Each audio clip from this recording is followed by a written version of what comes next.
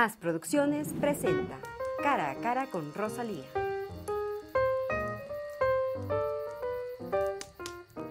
Bienvenidos, queridos amigos televidentes, a este programa especial en el que tendremos la presencia de alguien que ha dado mucho que hablar, quien ha recorrido más de medio mundo, tal vez el mundo entero, y que además hace investigaciones sobre ciertos fenómenos, como el fenómeno de los objetos voladores no identificados, como lo que tiene que ver con apariciones, con profecías y con otros temas igualmente sugerentes. Nos referimos a Ricardo González, de nacionalidad peruana, que vive actualmente en Argentina y quien ha venido al Ecuador en estos días para seguir adelante con sus investigaciones. Bienvenido a este programa. Un honor estar con usted, doctora. Gracias.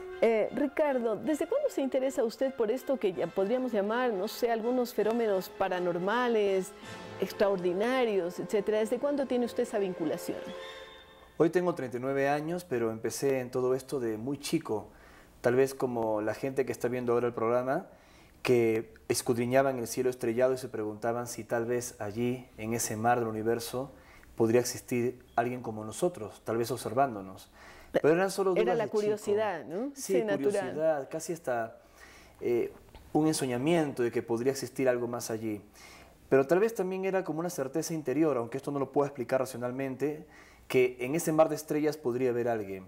Todo esto se transformó en otra cosa cuando ya a los 14 años fui testigo de avistamientos muy concretos, avistamientos de ovnis. ¿En dónde? Aunque ya había visto luces de niño, lo que vi a los 14 años fue más concreto en la ciudad de Lima, en el distrito de San Miguel.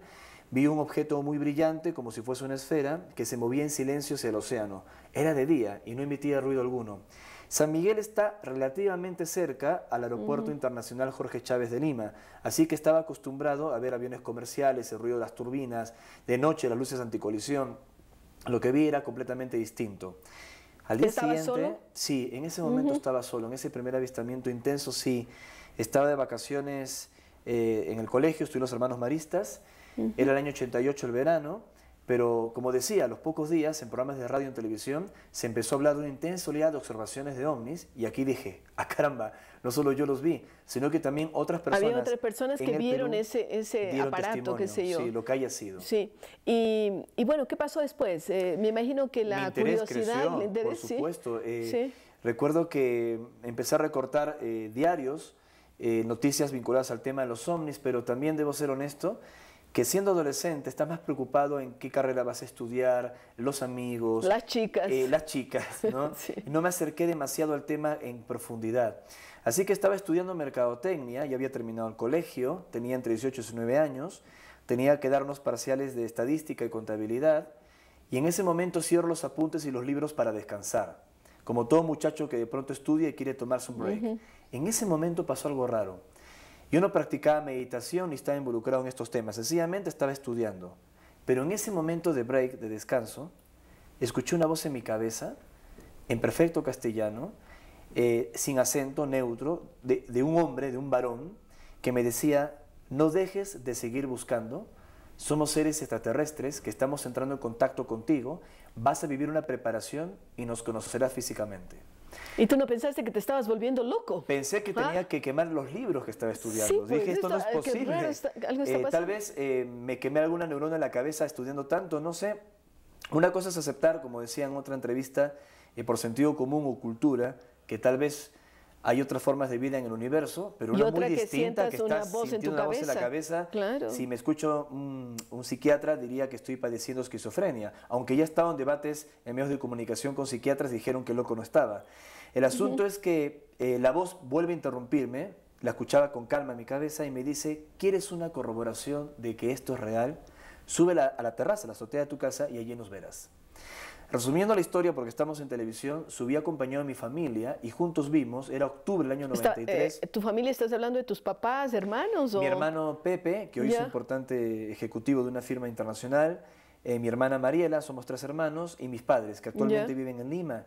Inicialmente, todos subieron, porque tú dijiste algo va a pasar allí. Mi hermano Pepe me acompañó, en ese momento era estudiante de diseño gráfico, si mal no recuerdo, y luego con los gritos de Pepe y quien habla, El resto de la familia también subieron a la terraza porque contemplamos juntos, o sea, en familia, un objeto brillante de un color rojo que se había estacionado sobre la casa. En ese Estamos momento, hablando de un objeto de qué tamaño. yo calculo que las dimensiones, porque era una luz y más o menos se podía inferir Bien. que era un objeto de formato triangular. No que sea un triángulo, sino como si fuera un boomerang con una especie de ángulo.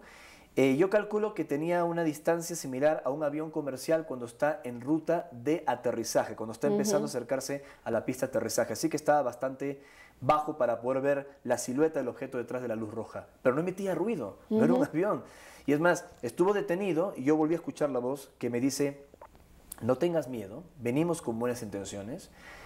Hemos contactado a otras personas de la misma forma antes y lo seguiremos haciendo en el futuro. Luego nos conocerás físicamente. Y el objeto luego se marchó por donde vino, en dirección a la sierra, hacia la cordillera de los Andes, es decir, hacia el este. ¿Y qué pasó con tu familia? ¿Qué dijeron?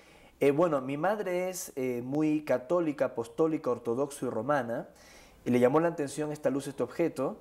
Mi padre sí tenía más apertura, mis hermanos eran más chicos, pero también lo recuerdan hasta el día de hoy.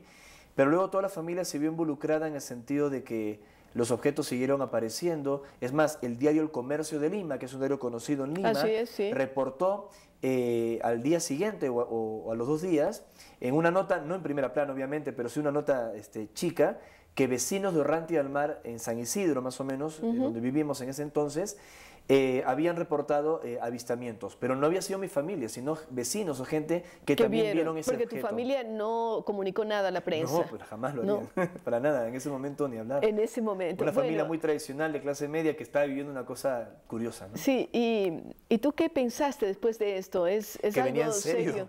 Algo Que serio venía- lo que está pasando, pero que venía en durante serio. los meses, los años anteriores, ¿tú seguías investigando y buscando algo? No, ¿O ya no? yo ya había dejado, Sí. justamente el mensaje empezó: no dejes de seguir buscando. Era adolescente, estaba empezando a estudiar Sí. la carrera, tu primera novia, los amigos, la fantasía del primer coche que pudieses tener, como todo muchacho adolescente. Y había descuidado de alguna forma, lo creo así, esa sensibilidad que tenía de cuando niño. Me había vuelto muy racional, muy mental. Como que ya el tema de los ovnis casi como que ni me interesaba, a pesar que lo llevaba dentro, ¿no? Pero esto marca algo importante en tu vida. Sí, porque recordé inmediatamente lo que me pasó en el Ya. 88, que te dije al Sí, inicio de la con ese entrevista, objeto. y también lo que sucedió al principio en mi niñez. Así que traté de repetir el experimento, de ver si podía volver a recibir algún mensaje, como ya ocurrió en el Perú con otros testigos de contacto y en otras partes del mundo. Y efectivamente, volvían a aparecer estos objetos. Ya éramos un grupo de muchachos que veíamos estas cosas. ¿Tú habías conversado con tus amigos? ¿Alguno de ellos compartía tu inquietud, tu interés? Se integraron, claro que sí, se integraron. Y ya. estamos hablando de gente amiga preparada, universitarios, algunos hasta medios escépticos, pero lo vimos Pero que en grupo. estaban con la inquietud. Sí, ¿Y ellos hacíamos fueron también campamentos. testigos de algunas de estos fenómenos? Por supuesto. Hicimos campamentos en lugares que son muy emblemáticos en el Perú, como el desierto de Chilca, que se hizo famoso gracias a JJ Benítez, Así que lo has es, sí. entrevistado. Gracias Cierto. a los hermanos Carlos y Sisto Paz West, a quienes también has entrevistado, Sí, a ¿no? Sixto A Sixto, ¿no? Paz, El hermano sí. menor. Entonces, en ese lugar y en otros más, acudíamos en campamento y había gente que nos miraba raro, ¿no? Porque imagínate, muchachos de 18 a 20 años acampando, investigando el tema de los ovnis, empezando a incursionar en el tema de la meditación porque creíamos que ese estado de relajación permitía el contacto. Nos preguntaban si éramos parte de una secta, si estábamos locos, cómo pasábamos frío en la montaña o en el desierto o en la playa acampando, investigando el cielo, cuando chicos de nuestra edad estaban en las discotecas o viviendo la vida de otra forma. Pero no me ¿Pero arrepiento. pensaban que ustedes tal Fue vez increíble. querían volverse una colonia hippie o No, de no, para meditación nada. o qué sé yo? Pero bueno, ¿qué No qué bebíamos ni siguió? fumábamos, o sea, no hacíamos nada raro. Para. Siempre fuimos muy sanos. Pero ¿qué vino después? Vino después, bueno, mi historia es bastante larga, pero yo empecé a trabajar como representante médico de una firma internacional por mis estudios de mercadotecnia. La idea era ser product manager de la compañía por mis estudios y por los años que empecé a trabajar en la industria. Pero a raíz de las experiencias que había tenido, los avistamientos, los mensajes y otras cosas, me empezaron a invitar a los medios, la radio, la televisión. Empezaste a tener una notoriedad sobre estos temas. Sí. En Perú. Sí, en Perú, De hecho, yo a los 22 años yo había escrito mi primer libro, Los Maestros del Paititi, narrando una expedición a las selvas amazónicas del Perú, exactamente al Manú, donde se cree está una de las ciudades perdidas de los incas, y ahí narré un encuentro, experiencias. Así que el año 98 yo recibí unos mensajes que anunciaban una oleada de observaciones de ovnis, un avistamiento programado. Solo que yo no iba a llevar a los periodistas a que lo contemplasen, sino que esto iba a ocurrir en Lima y que todos lo iban a observar. Aparecí en medios de comunicación como Canal 2, América Televisión de Perú, anunciando que esto iba a ocurrir. Y efectivamente así sucedió. Y producto de esto, el astrónomo Abraham Levy, en su momento asesor en astronomía y en ciencias del gobierno de Alberto Fujimori en aquel entonces, me invita a los especiales de los domingos, que era un programa muy visto. Bueno, me echaron de la compañía luego del programa. Porque no querían saber nada de este personaje que estaba los médicos, complicándose. Te lo cuento de forma un poco jocosa, ¿no? Los médicos con quienes yo tenía relación como representante de la compañía llamaban al laboratorio donde trabajaba diciendo que estaban muy contentos con lo que hacía Ricardo González. Y los gerentes decían, carambas, ha hecho una buena labor entre el laboratorio. No, es que lo hemos visto en la televisión, hablando sobre los extraterrestres, y nos interesa el tema y le queremos organizar conferencias. Entonces me invitaron a renunciar. Esto ya pasó el año 99, cuando se dio la oleada y mi participación masiva en televisión. Y desde ese momento, hasta el día de hoy que estoy aquí con usted, doctora, compartiendo mi testimonio, no he dejado de viajar por todo el mundo compartiendo mi testimonio a tiempo completo. Exclusivamente a esta temática. ¿Qué otro tipo de experiencias has tenido, además de esta voz en tu cabeza, de mirar estos objetos?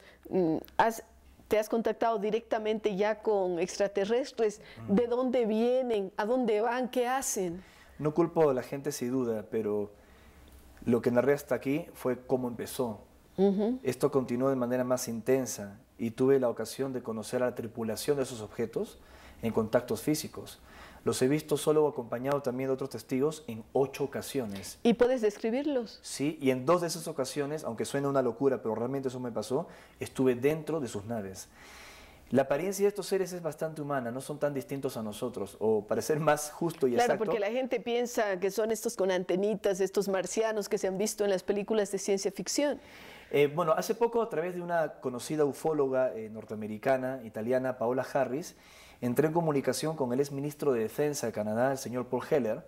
Estamos hablando de una potencia mundial, de los países del G8, y yo le escribía en esta carta a Heller que no necesariamente los extraterrestres vienen con propósitos negativos, que no todos tienen cabeza grande como los grises que aparecen tan difundidos en las películas de ciencia ficción, o los reptiloides que se hablan en las teorías de conspiración, y que los seres que he visto yo, como otros testigos, son muy humanos, nosotros nos parecemos a ellos, porque son como nuestros hermanos mayores del cosmos, y que si viniesen con malas intenciones, hace mucho tiempo nos hubieran hecho daño, nos hubieran lastimado. Atacado, destruido, pero ¿para qué vienen? Vienen para que recordemos. Lo que pasa es que no tenemos la paciencia suficiente para entender hasta dónde estamos involucrados con ellos. Hay gente que me dice, ok, pero de hace décadas se habla del tema OVNI y como que no hemos avanzado. Se ha avanzado mucho. ¿En qué sentido? En el sentido de que hoy por hoy es más común hablar del contacto con seres de otros mundos, de lo que ocurría en los años 80 o en los años 40, cuando algunos testigos, como Kenneth Arnold, fue ridiculizado cuando dio testimonio de lo que vio en Mount Rainier. Finalmente tuvo que hablar con la prensa, y fue la prensa la que acuñó el término amarillista Flying Saucer, platillo volante, y luego la Fuerza Aérea Norteamericana cambió el término por UFO, objeto volador no identificado. Más tarde ocurriría el incidente Roswell, ¿no? La supuesta nave extraterrestre que cae en Nuevo México. Pero para nosotros transcurrieron más de 60 años de estudio de los ovnis, pero para estos seres fue tan solo la semana pasada. Tienen otra concepción del tiempo y dicen que no se muestran abiertamente porque están esperando que el ser humano tome conciencia de su presencia para que podamos cambiar nuestro futuro, porque dicen que somos co-creadores, que tenemos el don, si se puede describir así, de modificar todas las cosas y empezamos a creer para crearlas. ¿De dónde vienen? ¿De nuestro sistema solar? Algunos ya están aquí. ¿De la Vía Láctea? Otros vienen desde dentro de nuestra Vía Láctea, desde luego. Otros están aquí. Otros ya están aquí. ¿Conviviendo normalmente? Algunos de manera sutil, discreta, en bases subterráneas o subacuáticas en nuestro mundo, que son muy antiguas. Otros que tienen apariencia humana o pueden asumir una apariencia como la nuestra, podrían estar infiltrados entre nosotros, ¿no? Como lo haría un etnólogo o un antropólogo para conocer una cultura desde dentro. Y en nuestra galaxia algunos sectores estelares que me preguntaba, como Orión o las Pléyades, son muy repetitivos en el contactismo. De hecho, los mayas, los egipcios y otras culturas de nuestra antigüedad señalaban estos sectores de las estrellas como lugar de donde venían sus dioses, entre comillas. Qué interesante. Vamos a hacer una breve pausa y continuamos hablando con Ricardo González sobre los objetos voladores no identificados y esos contactos de los que nos ha comentado.